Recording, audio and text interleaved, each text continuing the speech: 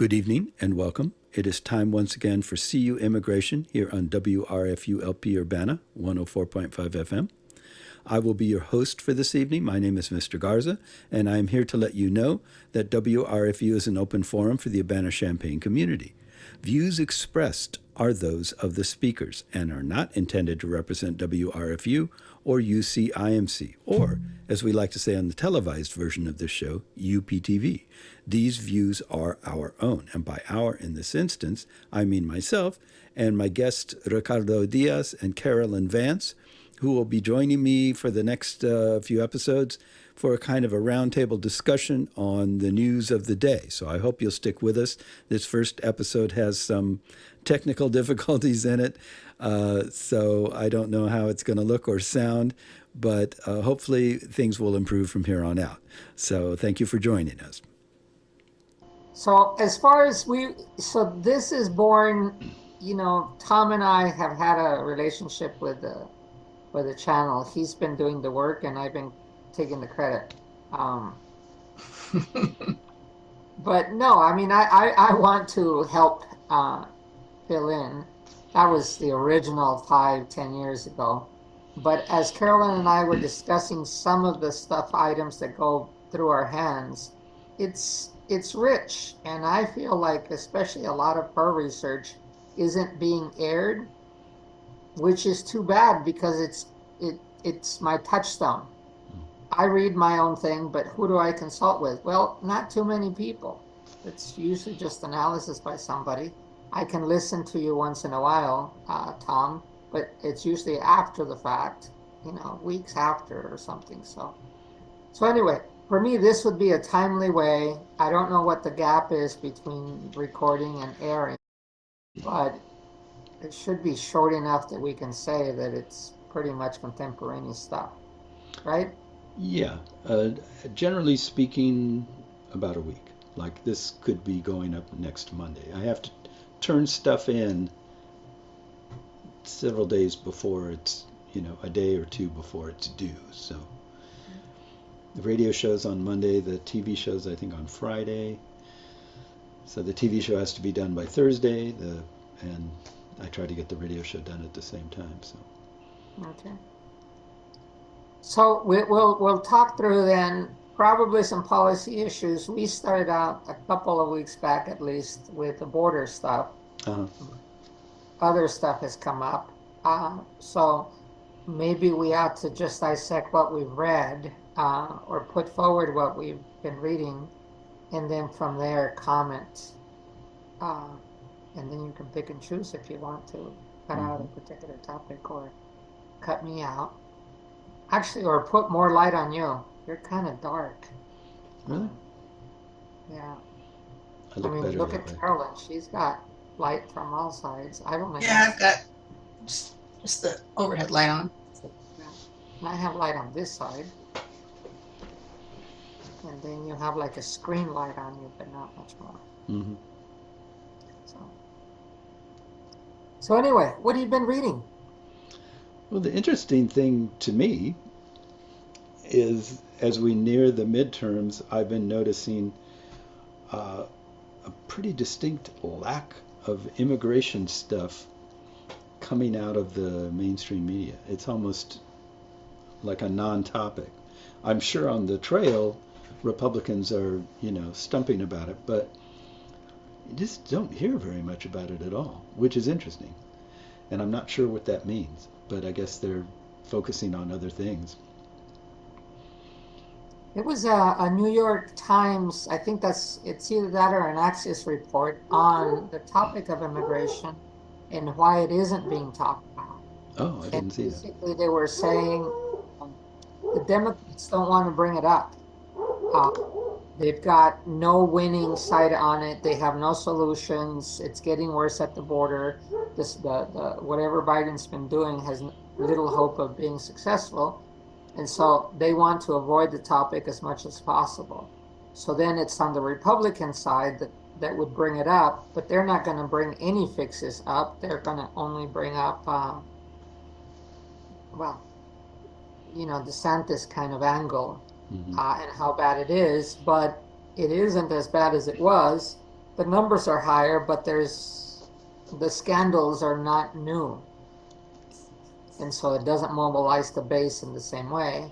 Mhm. And so, And I read just the other day, probably on something that I got from American Immigration Council, that since Biden enacted again Title 42, not that it was ever taken away, but for the Venezuelans, that a lot less Venezuelans are crossing now.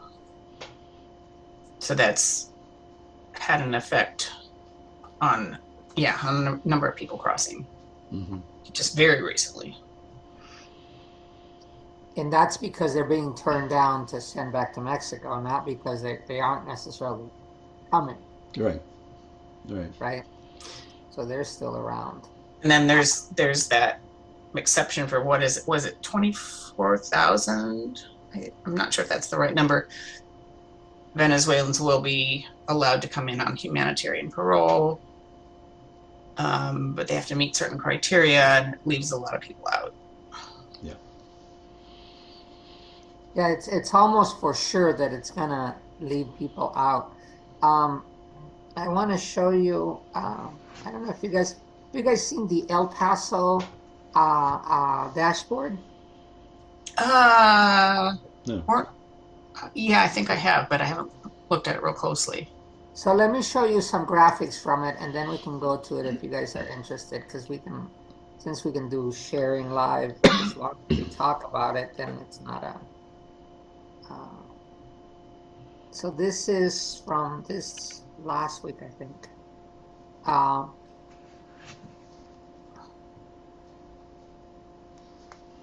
But as you can tell, I don't remember what week we're on, but as you can tell, that's the 43rd week uh, where the numbers have come down quite a bit. Um, and then let me see if I can get the other graphic that was there.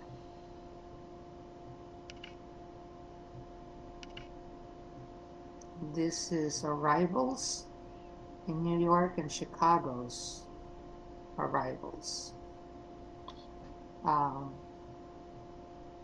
I'm not sure how much of it you can see, uh, but I can't zoom out more, and it's not Yeah, letting me. it shows Chicago 3,259, New York 13,972.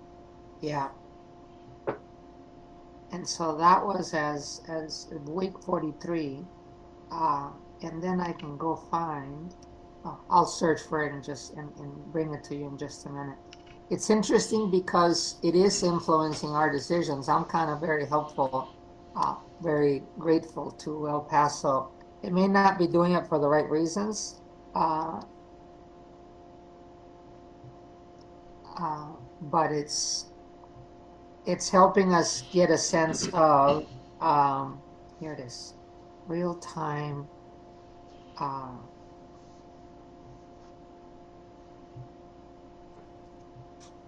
Here it is. So I recommend it. I'll put it in the chat in just a little bit. Let me see if I can The show entire you. dashboard. Well, so first the site, and then from there we'll click through the Okay. dashboard and I'll send it to you. So this is City of El Paso. Uh, and this is I mean, why don't they do this everywhere else? I don't know. But then you click on real-time facts, and that's the dashboard. It generates from, it looks like daily, uh, that they actually put in. It's going to take a little bit. And if you're interested, we can zoom into any part together. But that's how many people on the far left, they're, here it is. So this is as of today. How many people they're releasing? They released today. They're in El Paso. Mhm. The hotel people that they're putting in. Uh,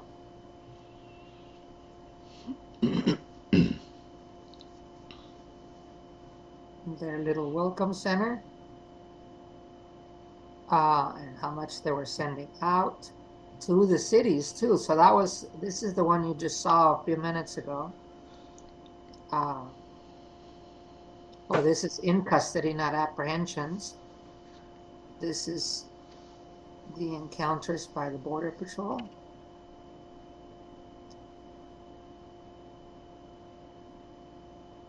I guess they're paying for people to go to the airport or the bus station. I don't see anything on the bus. Meals, they didn't say how many for today. They haven't entered them. Yeah, I read something, I think just yesterday, that they're not going to send any more buses out from El Paso. They might be at that level.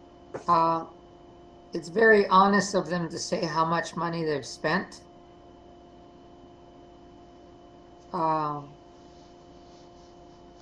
But I don't know who's reimbursing them, but look how much money is coming to them. I think the feds, and I don't know which department, said that they were going to reimburse El Paso. It's been too long ago. I can't remember the details. So as soon as I can get to the chat box, I'll send you the link, because it might be a good idea just to get a sense. If that is true, then these numbers will become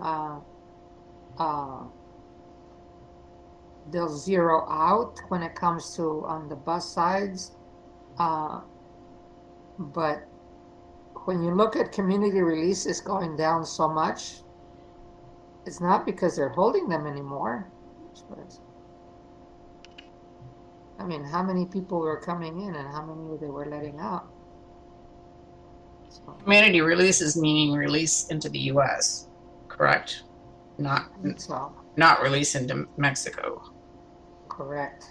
Let me go.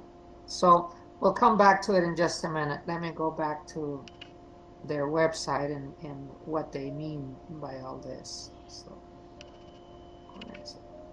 there's a place where they explain. Common questions? Yeah. So I didn't mean the whole time to be spent on here, but it is so good of them to have done this. It's really useful stuff. Yeah. If you want to highlight the plight of the city and their contribution, this is the excellent way to do it. And if one city can do it, then that means the other cities could do it. If somebody seeded that, if the parties would do it just to put out their own side of it, Fox could probably fund the whole thing. So. Well, this is really comprehensive. Somebody put a lot of work into this. They did. And that's why I wanted to show it to you guys and to whoever watches this, because it's not well, we are in the 22nd century. Or are we in the 21st? 21st. 21st. We're in the 21st century. There are electric cars that are moving by themselves out there. I certainly put my car on automatic when I go. It doesn't go automatic, but it puts the speed very nice and it slows down when it's getting close to the next car over. But I mean, we can do a lot more. And for some reason, some sections, and it's not just the feds, are still doing index cards, it looks like. But it feels like sometimes. So anyway, I'm going to stop the share. We can come back to it, but I want to put in the chat what the link is so that you guys can. What's nice about that site is they're providing information and details, but they're not being politically polarized in the way they're doing that. They're just saying this is what's happening on the ground. This is what went through. I haven't shown you guys the pictures, but last time I was there, end of July, beginning of August, I crossed on foot, not to collect evidence, but to just my family had told me it was taking very long by car. And so they dropped me off at the bridge, and then I would cross by myself and then take an Uber from there, or the same happened on the way back. The interesting thing is usually not into Mexico, because usually you just press a button. If it lights up green, you just keep going. If it lights up red, you open up your suitcases, and sometimes they don't even want to look at that. To the United States, though, this time the change was the bridge goes up this way, and it used to be that there were checkpoints at the end of the bridge, at either end of the bridge.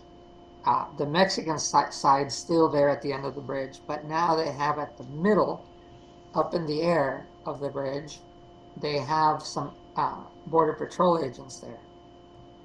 Normally, when you drive up, there's vendors all over the place on the bridge, and up to the U.S.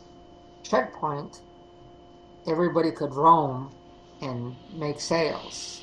At least for walking now, when I got to the middle, and there's a little plaque that says Mexico ends here, and then there's a US that says United States starts here, and there's 12 inches in between. So I always claim that that's mine. Um, but now they have American Border Patrol guards where the US starts. Which is the first time in my whole lifetime that they've had people that up there. And they weren't aggressive, but they wanted to see documents already. And no, because there is no way to come out of that essentially not barbed wire, chain link tunnel. It's not like somebody that didn't present documents could jump over, because it's, several hundred feet down. And even if you fell in the water, there was not much water there to cushion you, so you'd die. If you try to jump the tunnel, if you could get out of it. So I don't know why, but it was the most unusual change at the border. And unfortunately for them, as we people from the border know, it doesn't matter what they do. They have such dummies sometimes there, or my brother literally lives 50 yards away from where the line is in the desert. And as he tells me, I can buy tortillas on the Mexican side or on the American side, because he can walk over and do. Because he's on the desert, but mountain desert, and they haven't put big obstacles there. So anyway, as locals, it's always funny what they do and what they try to do, and what is actually feasible to do. What are you going to put a mesh on the river? You could. The water is coming from the U.S. side, but you can, and they've got it tunneled in a way. But there's always been. It was like I still remember when it used to cost $1. So you would sit down on the inner tube, and someone would push you so you wouldn't have to wet your feet. So when you walked into El Paso, you could just have dry feet. If you didn't want to pay your $1, you could walk across. Water usually went up to your knees, and then you would walk with wet feet, or you'd change your shoes and then walk into El Paso. It's harder now, but that's the kind of stuff we've grown up with. So we know that there's always a way. Yeah. And especially if you want to walk across and then turn yourself in. Darn it. Not much.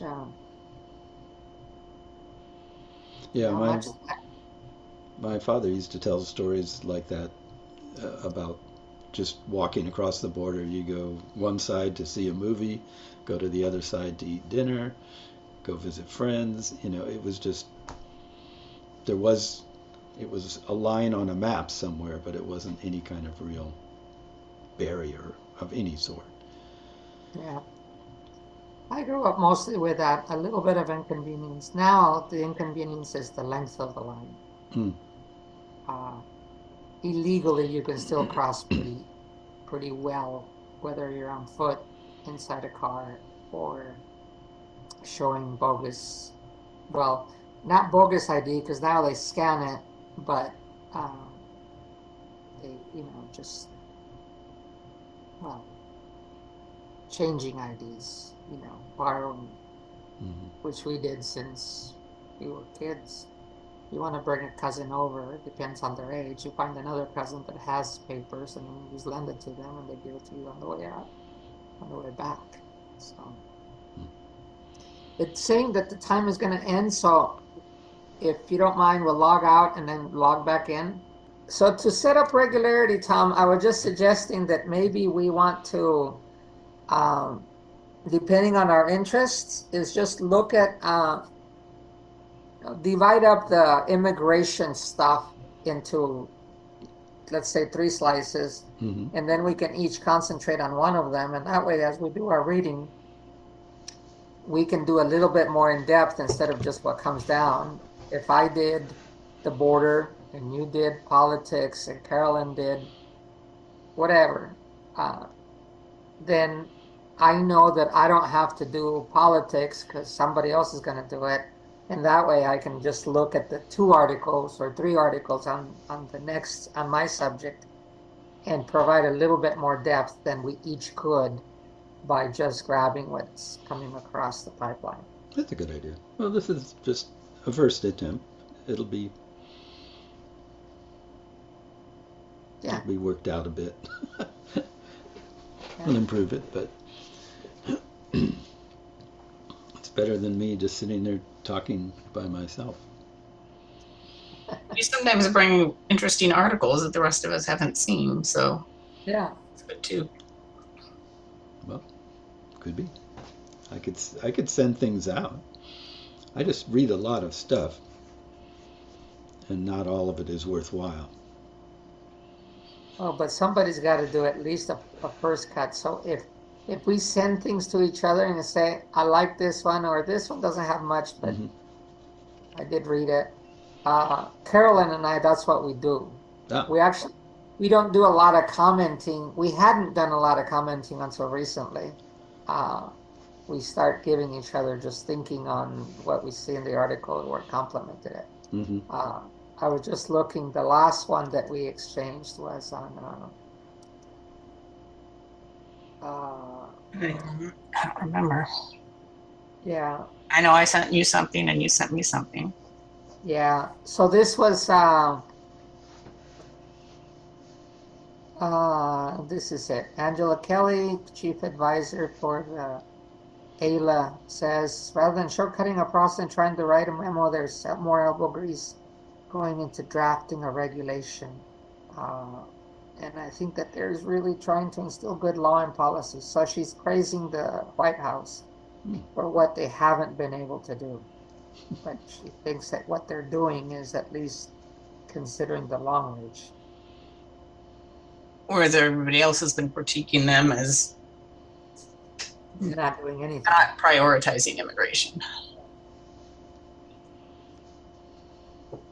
Yeah, the big controversy, I guess, is that is based on the fact that you're not going to be able to satisfy everyone by any stretch of the imagination, because a satisfactory conclusion for one group of people is no immigrants coming in at all, and a satisfactory conclusion for another group of people is everyone welcome with brass bands and showers of money. And so there's hardly any middle ground there. It's either keep them out or welcome them in. And I don't think anyone in the position of making those kinds of decisions is going to be able to make more than a few people happy. Yeah, there can't be I forget how many, was there 7? The coalition of 7, or in which major leaders were forming across the parties. I heard it, this one was yesterday. Is that what you're thinking about? The Gang of 8 from exactly 2013? Yeah, the Gang of 8. I was reading, yesterday I think it was a podcast on The Economist about what's going on in immigration in the U.S. And the reporter says, well, actually what's gone on is that the sides have swapped sides. That is, when immigration was being pushed by business, the Republicans, the Bushes were pro-immigration, and the unions were against it. Mm-hmm. And therefore the Democrats were against it. And basically, they have switched sides. Now the Democrats are being, he says, not quite open borders. There's very few people who are actually on, that extreme. But the Republicans have switched sides. And he says, remember that it was Bush that was proposing a plan and supporting something. He did it during prime time.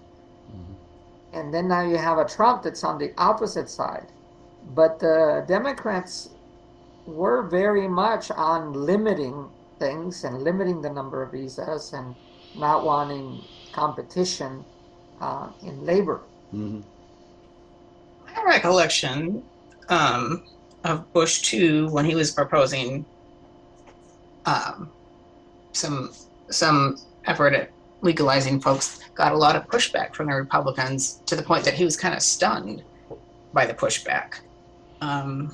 Maybe my memory's wrong. It sometimes is, but it was during the switchover. And so I think there was still a pro-business group of Republicans who still had the old kind of attitude, and then there was this new anti-immigration nativist group that was against it, and it was surprisingly vociferous, let's say, in their response to his proposal. I remember reading about that at the time, and it was like he was surprised, yeah. And that side of the party won eventually, Mm-hmm. as we know. But the other has gone quiet. I think I mentioned to you guys before, I don't read it anymore, but there's an ag news that's published to probably all people in extension. And it used to have, up until about 4 years ago, certainly into the Trump era, at least one weekly article that was pro-immigrant. How wonderful it was that the Mexicans were working at the dairy farm, or the loving family that now incorporated the Mexicans at the dairy farm, or something that was not political, but positive on the relationship. Because no one talks about that side anymore. If I hear anything about maybe proposing a bill, it's not the ag people, it's increasing the number of visas a little bit, but the IT people made more headway, than the ag people. But hasn't the Chamber of Commerce, the National Chamber of Commerce, come out saying that they very much support some legalization for immigrants, or at least more work visas? I think they have. Yeah, I think so. But it was a while ago. But the Republicans are not particularly paying attention to that. Yeah. Well, thank you for joining us. We hope to see you again next time. Bye-bye.